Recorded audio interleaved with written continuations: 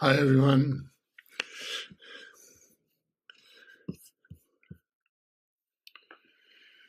Shoushan said to the assembly, Shoushan is a mountain, Mount Shu, said to the assembly, if you get it the first time you hear it, you'll teach the Buddhas and the ancestors. Super duper A student. Buddhas and ancestors. If you get it the second time you hear it, you teach the gods and the humans. If you don't get it until the third time, you won't even be able to save yourself. And it was a nicely intimidating comparing mind, the illustration of comparing mind. Oh my God, when did I get? And so this great student asked this wonderful thing. When did you get it, teacher? And he said, the moon sets at midnight, I walk alone through the town. So that marvelous solitary quality.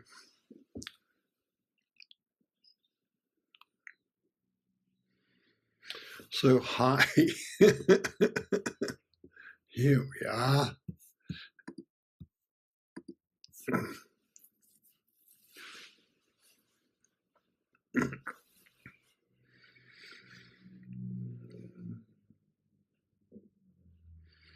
So each week I write something for our, as a sort of teaser for our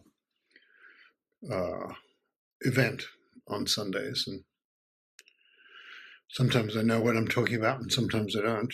Sometimes just something comes out of me and it's going to have to be good enough, It's like the next line of the poem. I wonder what's after that, And I'm okay with that pretty much. And so this is a marvelous koan, this one. And I didn't have the koan in mind. I didn't really have much in mind. I just noticed how much comparing mind there is in the world. So without thinking about that, without comparing yourself with others, take a step. And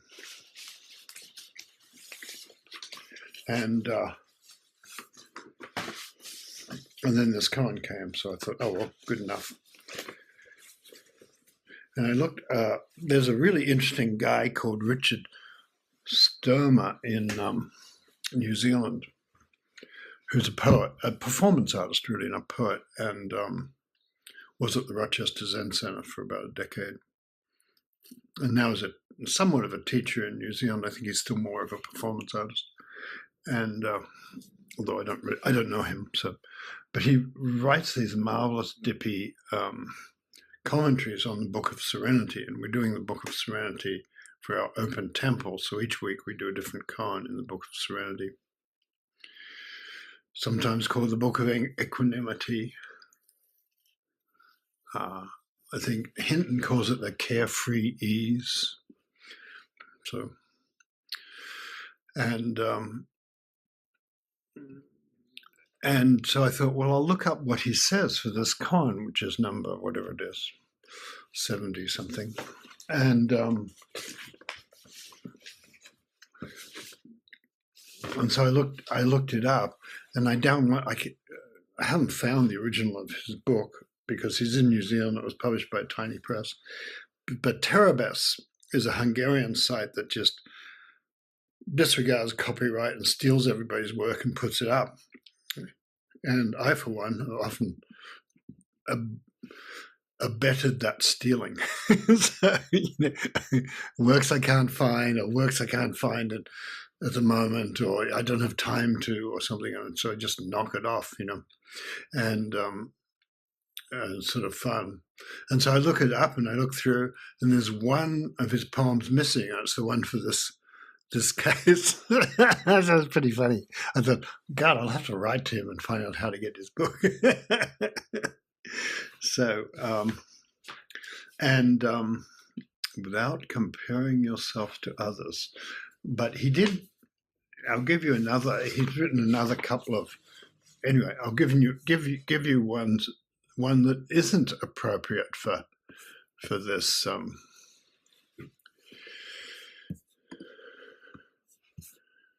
have to find it now. I accidentally got 87 instead of 75 or something. And that's a great one. You don't have to know it. The great dark helium balloon burst into 1,000 starlings that rose and fell in wild magnetic patterns over the mangrove forest. Between the aerial roots, laughter could be heard, carried in by the evening tide. That's such a subtropical scene from the southern hemisphere, laughter carried in by the evening tide.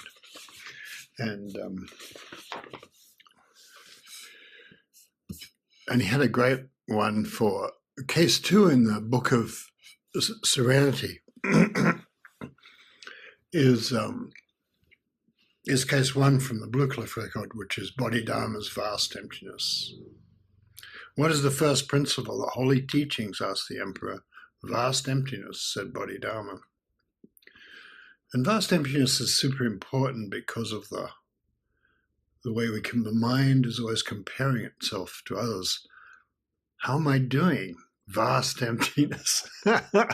Am I there yet? Vast emptiness. Anyway, here's his verse for that. That's case 2. One giant silverfish eats through the ancestral library. His Royal Highness turns pages in his sleep, translucent pages, sparkling with dust motes. But in the end, he fails to find a single word. So there you are. That's Richard von Sturmer. And I found a thing. Red Pine did a translation of the Diamond Sutra, which he kind of, he did a couple of interesting translations of a few sutras. The Sarangama Sutra would be another one, which I think he had William Merwin helped on a bit. I don't know who helped on this one. The Buddha said to him, Subhuti. Subhuti is a person who was meditating and flowers fell from heaven. So, comparing yourself to Subhuti. Do flowers fall from heaven when you meditate? I guess they kind of do. Those who would now set forth on the bodhisattva path should give birth to this thought. However many beings there are in whatever realms of being might exist. I like the uncertainty there. In whatever realms of being might exist. Whether they are born from an egg or born from a womb, born from the water or from the air, whether they have form or no form, whether they have perception or no perception, or neither perception nor no perception, in whatever conceivable realm of being one might conceive of beings, in the realm of complete nirvana, awakening, the realm of complete nirvana, I shall liberate them all. So the vow is however many beings there are in whatever realms, I shall liberate them all. And although I thus liberate countless beings, not a single being is liberated. Why not? Subhuti, a bodhisattva, it's like the guy asking, when did you get, when did you win the pot, or when did you get enlightened?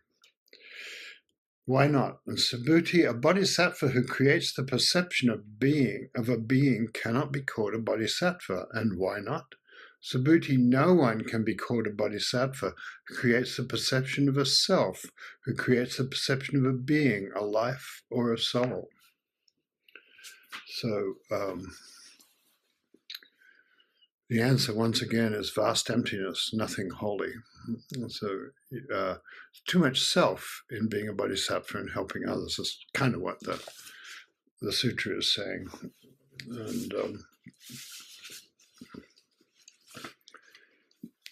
And And I thought I'd read, this is Paul Celan poem. This one's translated by John Felstiner, who is I don't know, used to live down in Palo Alto. At Zurich at the Stork. It's for Nellie Sachs. Our talk was of too much, of too little, of thou and yet thou, of clouding through brightness, of how clarity troubles, of Jewishness, of your God, of that. On the day of an ascension, the minister stood over there. It came with some gold across the water. Our talk was of your God. I spoke against him. I let the heart I had hope for.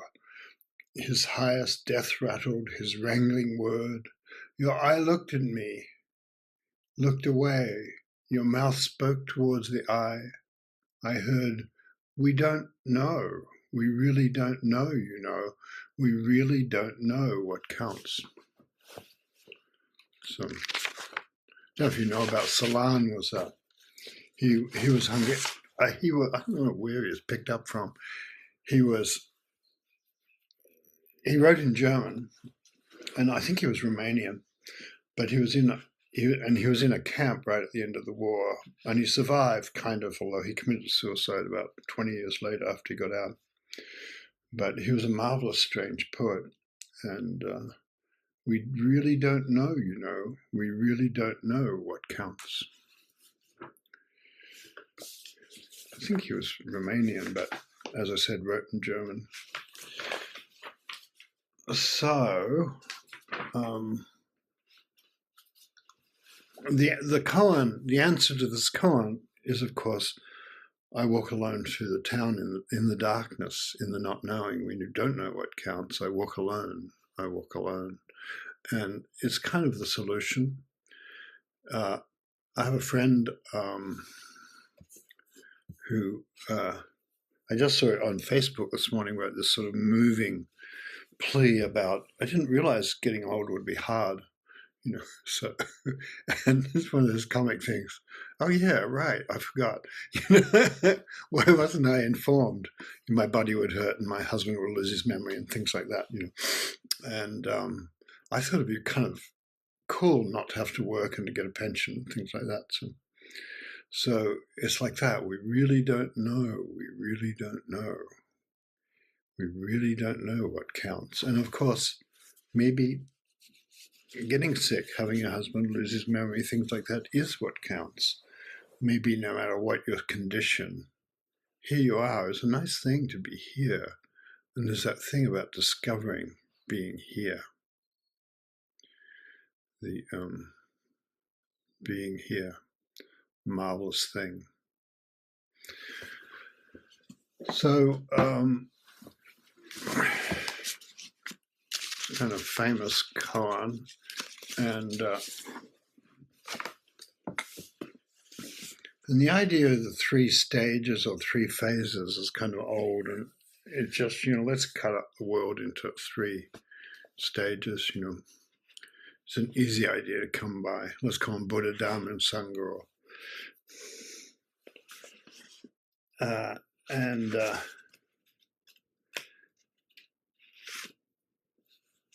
And Baijang said, the words of the teachings all have three phases: the beginning, the middle, and the final good. Do you believe him? The beginning, the middle, and the final good. At first, one should just be taught to produce a good mind. That's, you know, you'll find that when you hear teachers teach about how to get calm and how to, stuff like that, right? That's the beginning, just a good mind. In the middle, the good mind is dissolved. You go beyond that, vast emptiness. And only the final good is really good. Thus, a bodhisattva is not a bodhisattva. This is called a bodhisattva. And the Dharma is not Dharma, nor is it not Dharma. It's all like this. If you ever studied philosophy, this stuff's funny. So, it's like, a bodhisattva is not a bodhisattva. Why? Is a bodhisattva not a bodhisattva? Because a bodhisattva is not a bodhisattva. Oh, thank you for informing me. Because there's no, and the idea that we get, there's not a self, And so I suppose the interesting thing to say here is, how much do we compare ourselves with others, if you run a Zendo, you immediately find people saying, but you gave him or her more time than you gave me, which might be right, but the thing is that somehow we're caught in the myself wants more something than is available right now. And the whole political world is about this, of course, But yeah, when the first temple I lived in was, everybody was vying for the teacher, but I guess that's always true in all temples, vying for the teacher's attention. And the big thing there was Saturday night dinner with Pulitzer Prize-winning poets and visiting Zen dignitaries and things like that, whoever wandered through. Some interesting people, Paul Reps and people like that, John Stevens would wander through, William Merwin was hanging around. And I just really wanted to go, but I was never invited. so because I was this sort of ragtag, kind of mad Australian. And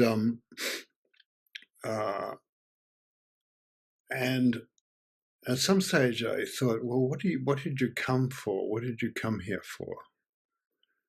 And I came here for the Dharma.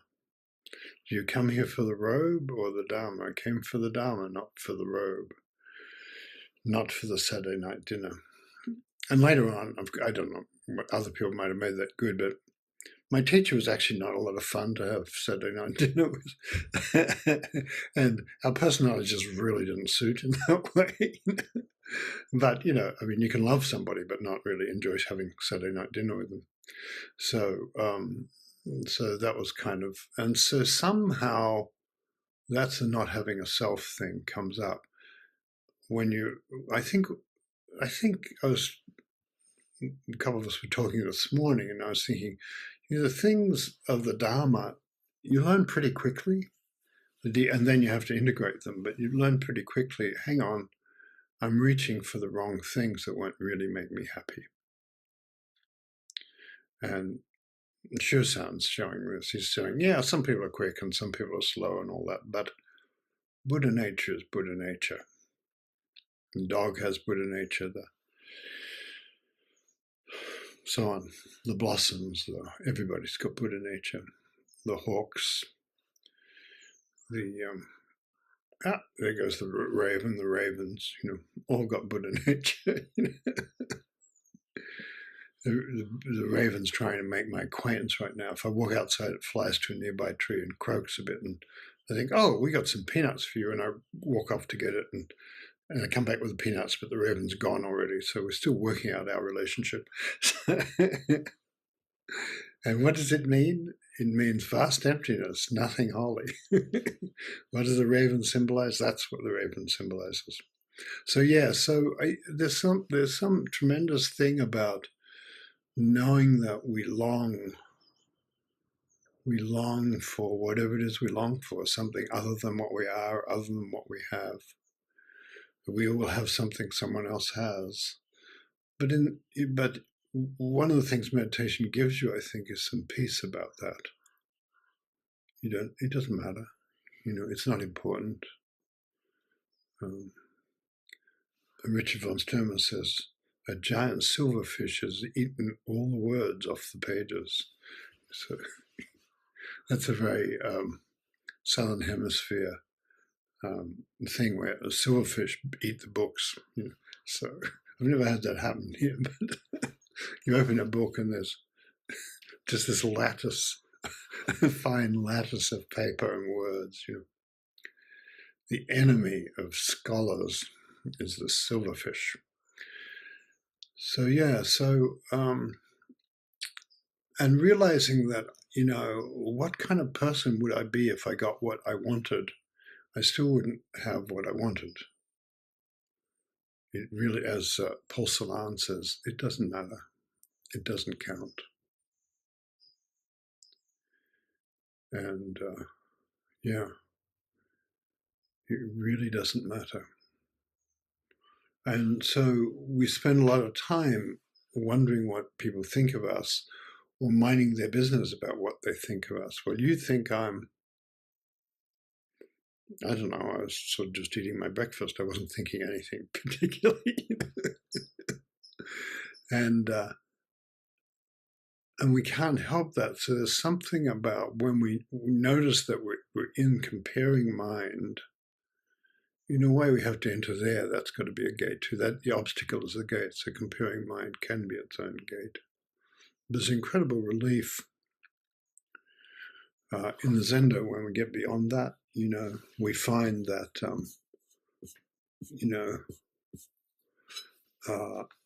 we don't have to be important in the meditation group or in our friends or in the board meeting or in anything. It's not important to be important. It's important to be free.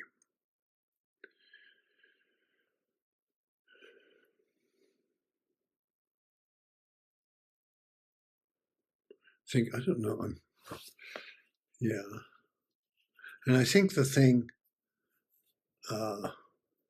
in a way, I've told the story, but we used to have, when somebody had some sort of little opening, Kensho, seeing in your own true nature, we used to have a little ceremony in the Zendo where you'd walk around with your hands at Gasho, and everybody would Gasho to you, and the head of practice would walk around before you with a stick, leading you around, and do all these bows at the altar. And naturally, as Westerners, we found this undemocratic and repulsive, and it created enormous envy. And I think it would just create envy anyway. But one of the reasons it created envy was because the people who had some sort of awakening experience often weren't the sort of dominant sort of leader types of the Zendo who had a big important job and things like that. They were sort of, I don't know, the dental hygienist or something like that. Didn't think about much except going to the beach with her boyfriend, that sort of thing. But, was actually pretty good at meditating. And so, and actually, we stopped it, meditate, because people said, I don't know, this just doesn't suit our culture, and Japanese people like this stuff. And we stopped it, and then old Yamada Koan Roshi was annoyed that we'd stopped it and told us we had to start it again, that the ceremony was important for encouraging people. And some people said, but I don't find that encouraging. I find that a source of envy. Well, there we are. That's your encouragement. So it's kind of great. You have to, in a certain sense, we have to deal with envy on our own grounds. We can't shift the world around to stop ourselves being envious. And envy is a great, marvelous thing in the Dharma. We should do a whole thing on envy sometime, because it's like, how dare you treat him better than me or her better than me, or how do you even know what's better, like that. We really don't know what counts, says Paul Celan. So as far, and so then so Yamada Roshi made us take it up again, and that's how I got one of the ceremonies, because Aiken didn't want to hold them, and he particularly didn't want to keep the whole thing going, and I don't know why. I don't know if it had anything to do with me, but he delayed giving it to me for a long, long, long time, years, and then Yamada told us to start again, so he gave me my ceremony, and then not long after that, I don't know, a few years later, Yamada died, and we stopped doing those ceremonies. So, but Aiken wouldn't confess that you'd had Kensho, because he'd have to give you a damn ceremony. So people Said people would be far through their Koan study before he'd noticed that they'd entered their Koan study officially, which is sort of fun.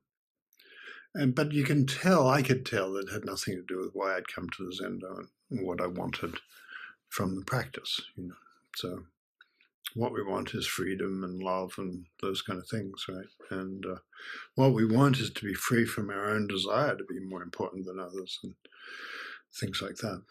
So I guess that's kind of it. The idea that I think just the thing to mention is the idea that we're minding other people's business a great deal, and a good meditation practice stops that, trying to manage what people think of us, trying to manage that we're important, trying to manage that you have empathy because I had the worst week ever. To walk into the Zendo and announce you had a terrible week, it's kind of a dopey thing, really. It's like, how do you know? The other person might have got a terminal diagnosis and they're sitting there quietly trying to meditate and you're distracting them by looking for empathy when nothing really happened to you. So like that, So there's something about kindness is a kind of, we're in it together. And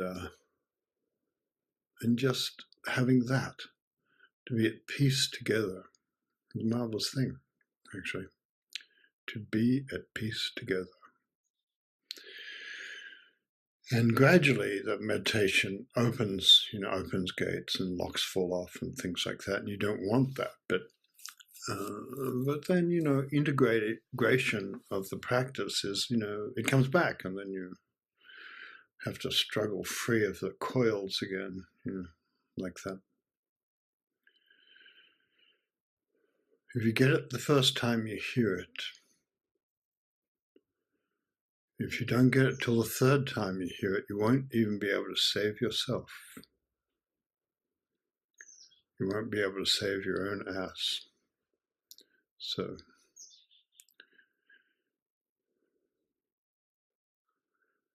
So what he's messing with here is our idea of status and how important we are, first, second, third, like that, But without all that, there's not really there's not a John, there's not a you, there's not anybody really. And it just starts to open up and the flow comes. And then we get back again. We start noticing things like, but it's all right. We start noticing stuff we do and how, wow, I used to sort of want to be important that way when I was 6 and I still do, things like that. But then if you notice it, Zen gives you that kind of blessing of it's all right. And you're not unconsciously running around trying to change the world for that, Okay. Tess, you have anything you'd like to say? You can always say no. Oh, no, I do. It's such a juicy topic. I've been sitting with it since you sent out the note a couple days ago, and it was interesting because right before the call today, a friend of ours called who recently very suddenly lost his wife, and he was saying to my partner, "Well, I know people have survived a lot worse. That people have been through a lot," and she very uncharacteristically sort of took out her sword and said, "No, do not do that." And he kind of and he said, "Well, but it's true." And people, he had a whole kind of list of reasons of why. And she said, "Do not take this away from yourself. Do not to have what's actually happening in your life and feel it without minimizing it or toughening up against it or whatever might go with the self or thinking this is the worst thing that's ever happened to anyone ever, which would be the other side of that. Nothing has ever happened. But it was kind of touching to me, and I was noticing during the meditation how often how many of my students over time have said something like, I must be the worst student you have, or I must be the person who takes the longest to get it, or do your other students do, that there's, when I think one's starting to go deeper and there's the true vulnerability of the self, as you were talking about it, starting to give way, there's such an instinctive reflex to know, am I as bad as other people? To have some kind of vector, which is, of course, exactly the point in Zen, to not, to have your experience, to really just have it without that, and how intimately that's linked with suffering. And I was thinking about how much deep down, sure, there's, greed and narcissism and all the things that fuel holding on to a self or whatever it is. But underneath all that, how much it's linked to, do I have a place in the world? Do I have some way of knowing that I belong to the world, or that at least I know who I am, so that I know how people should feel about me or not, or, whatever defenses or assurances or whatever kind of, I don't know, one gets to hold on to, as you say.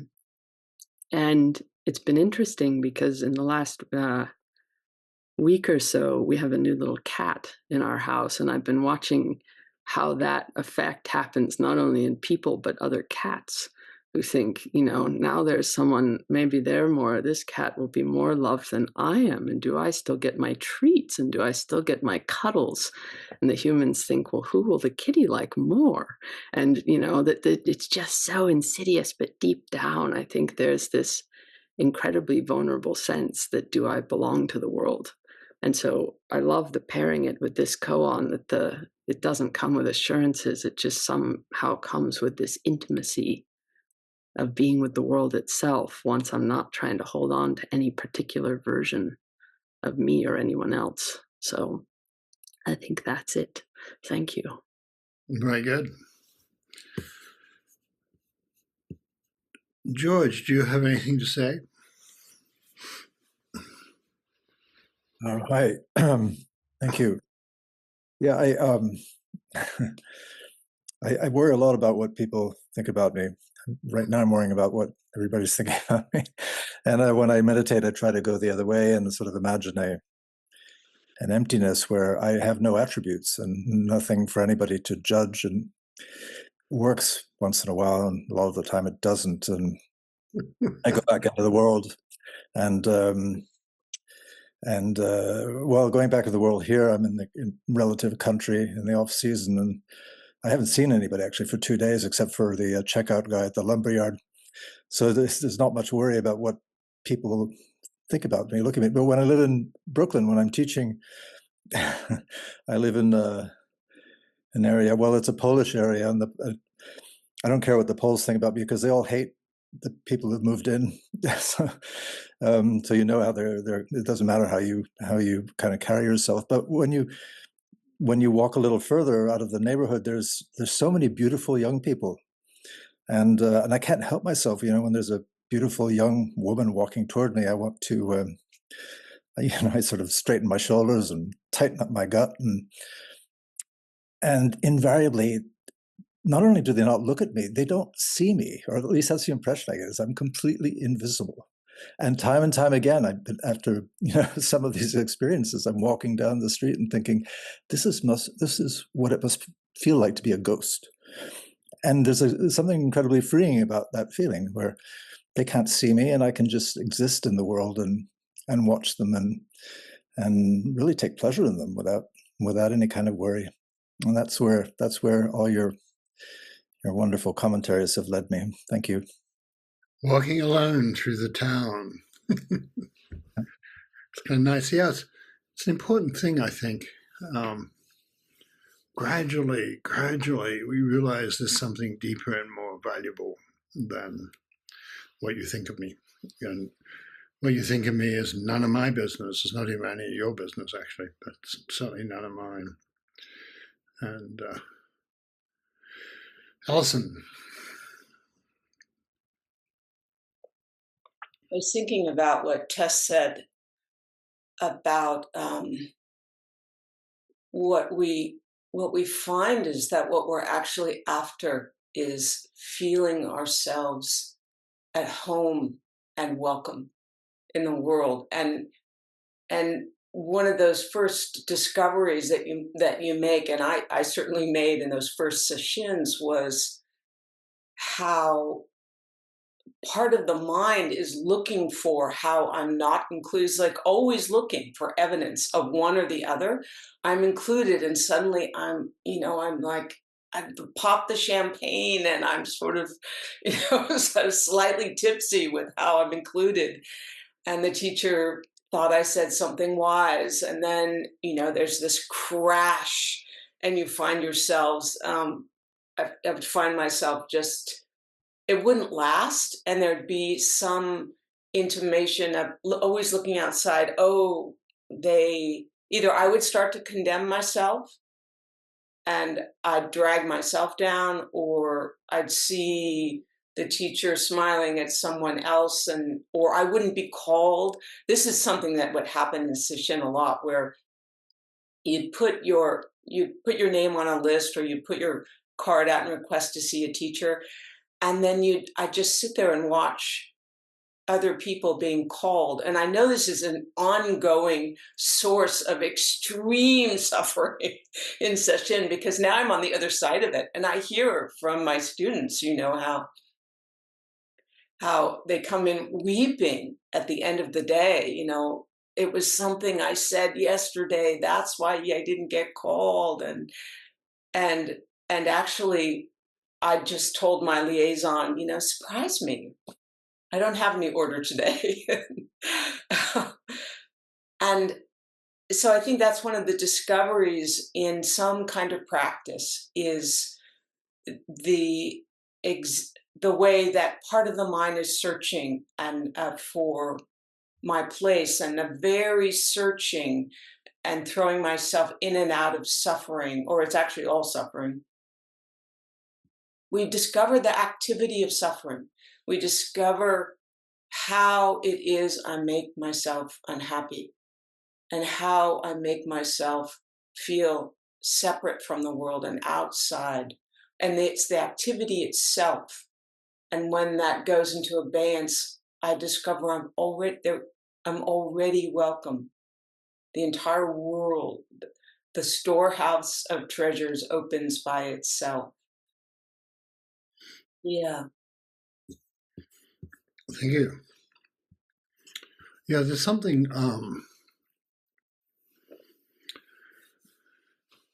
the discipline of practice, it's like not bringing your cell phone into the Zendo when you're sitting, not looking at the messages when they come up and things.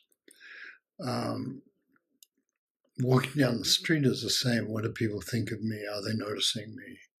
And the more we can have the discipline of not doing that, like the beautiful man or the beautiful woman or whatever, it's like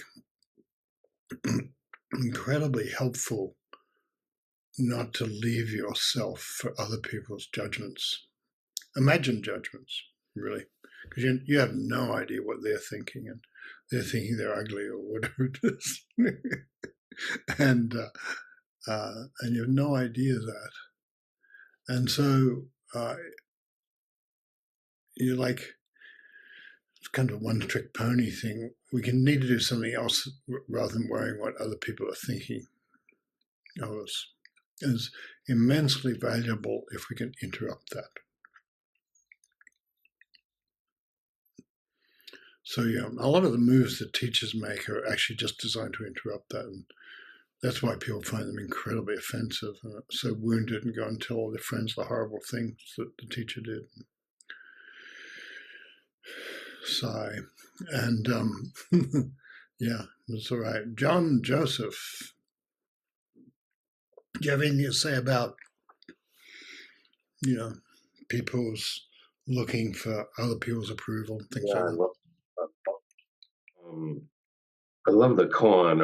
I walk alone through the marketplace, and there was a string of things that you said which touched me, where you read Paul Celan, and he said or in the poem, it was, we know, we really don't know. And then you mentioned a woman, and as she was aging, it wasn't as she thought it would be, where her husband got sick, and then she's retired on pension or something. And you said something like, maybe that's how it's supposed to be, to get sick. And we've had a lot of sickness in our family, and death recently, and there's a lot of anger, there's a lot of sadness, Well, and John, what about you? yeah. Are you I, angry and um, sad, or you're angry that other people are angry, or all that sort of stuff? Can well, can you be present here? Yeah. yeah, I felt this sadness, and and how large it is, but that it's not wrong, you know, and that's really the feeling that I've had going through this, is that it's sad, but it's not wrong. Thank you. Thanks. Your life is not wrong is the message, I guess. In that somebody put a note on saying that Richard Baker just had a huge stroke and is sort of incommunicado in hospital. His successors, he was supposed to give a talk, I don't know, sometime, maybe he gave it already, and his successor from Germany is over here with him, but and so I don't know, something that impinges on our world a little bit, He's not wrong to have a stroke, that kind of thing. But yeah, somebody who's been a big figure in our world, and like Alison next week is going up to Tasahara, which is the mountain center thing, where Naomi Shihab and I teach, and Paul Hallard teach every year. And that's Dick found that and got that, and Dick found and got everything actually to do with San Francisco Zen Center. So good wishes to him. Good wishes to him. And I think the thing about, can you show up for your own experience? Can you feel what is here to be felt is really important. Michelle, did you want to say anything?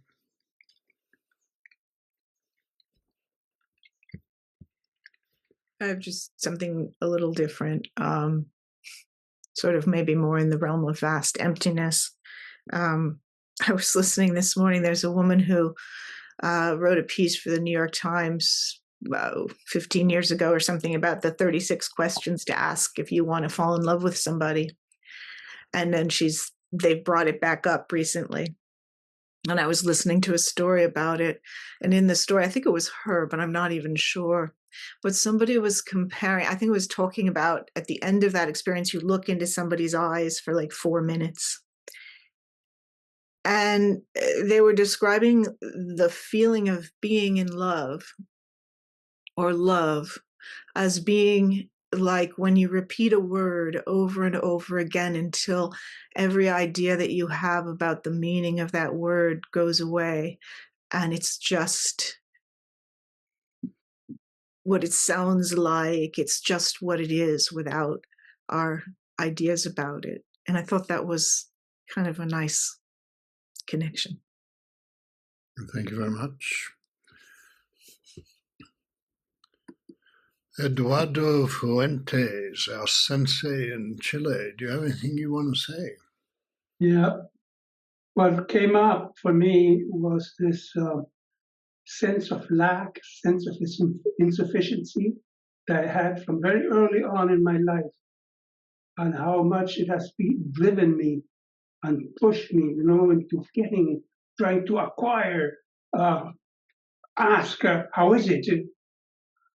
And it has been my leitmotif. Thank you. Very good.